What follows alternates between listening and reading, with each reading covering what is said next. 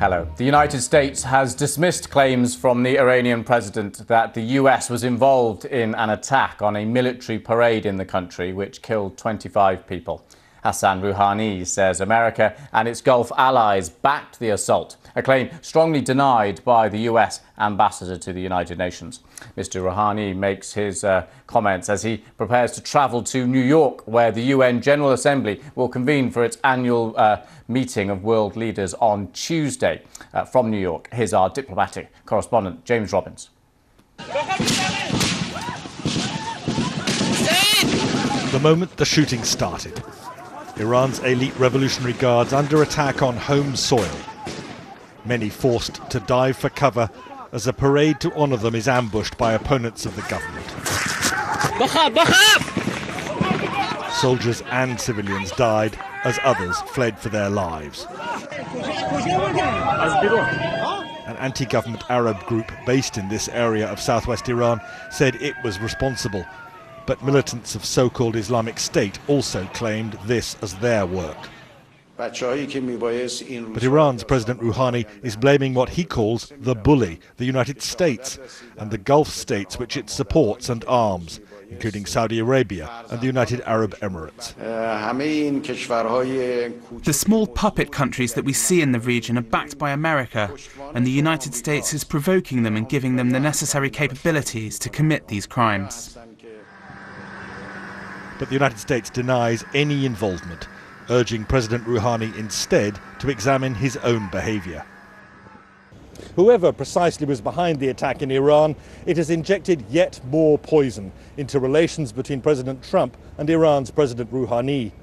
Both leaders will be here at the United Nations in New York this week, trading accusations and insults with greater intensity than ever.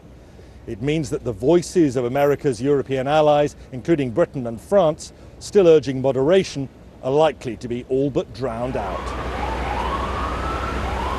This was always going to be an extremely confrontational week here at the United Nations in New York.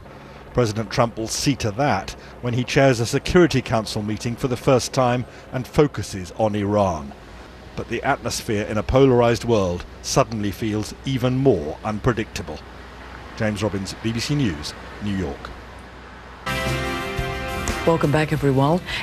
Well, Iran is vowing deadly and unforgettable revenge after Saturday's terror attack at a military parade. State media report gunmen killed at least 29 people. Iranian officials are blaming foreign powers like Saudi Arabia, and the president, Hassan Rouhani, says mercenaries backed by the US are responsible. The US has condemned the attack and denies it was involved. For what this all means, CNN's Ben Wiedemann joins me now live from the Lebanese capital, Beirut. Good to see you again, Ben. So as we just reported, Iran convinced the US and Saudi Arabia behind this attack, but of course the US denies any involvement. Who stands to gain from an attack like this, and who are the possible suspects?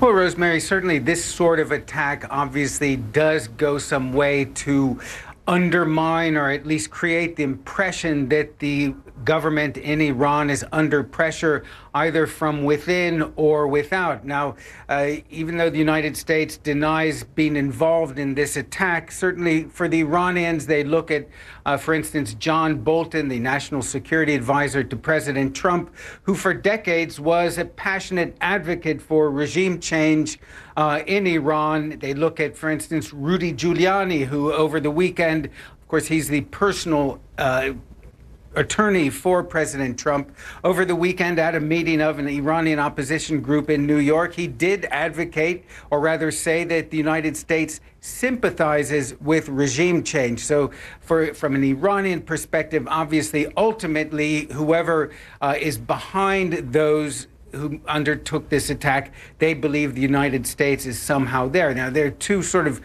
general areas of suspicion when it comes to this attack. One, of course, is ISIS, which did put out a claim of responsibility as well as a video of 3 of the attackers on their way, allegedly, to this attack itself. Now, 3 of the attackers were killed.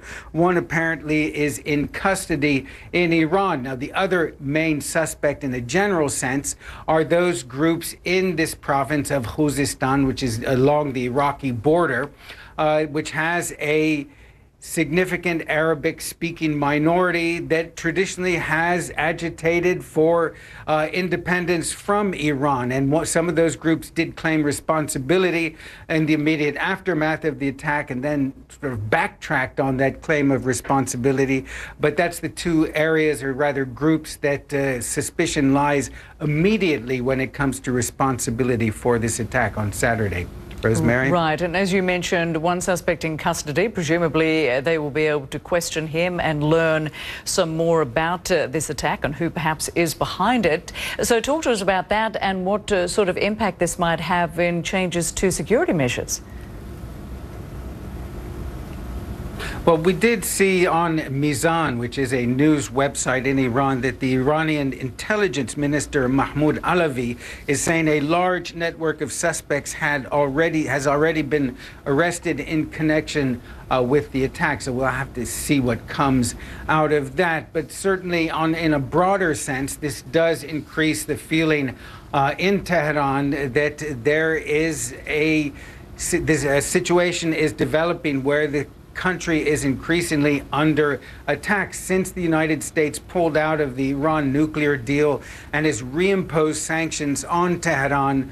There certainly is a paranoia, so to speak, perhaps well-based in Iran, that forces are gathering against it, even though we did see that U.S. Secretary of State Pompeo saying that perhaps President Trump is willing to meet with the supreme leader of Iran, Ayatollah Khamenei, even though the Ayatollah himself has not left the country since the last millennium. So we'll see how that works out. Yeah, Rosemary? We'll keep a very close eye on developments there. Ben Wiedemann joining us with that live report from Beirut. Many thanks to you, as always.